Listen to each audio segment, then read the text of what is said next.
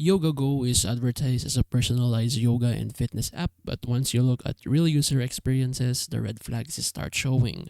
On Trustpilot, the app itself has thousands of reviews, but many of the one-star ratings complain about surprise subscription hikes and unclear billing. So these are patterned.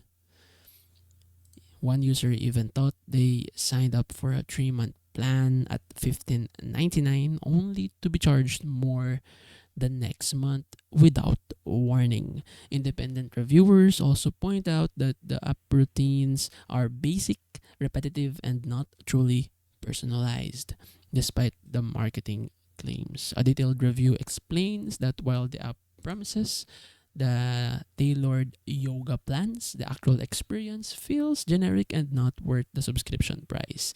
There are also concerns about aggressive advertising and questionable businesses practice. Several articles highlight that YogaGo uses heavy marketing, whether and doesn't match the cost on their value. And one analysis even questions whether the app's billing model is fair, noting widespread complaints about unexpected charges and difficulty canceling.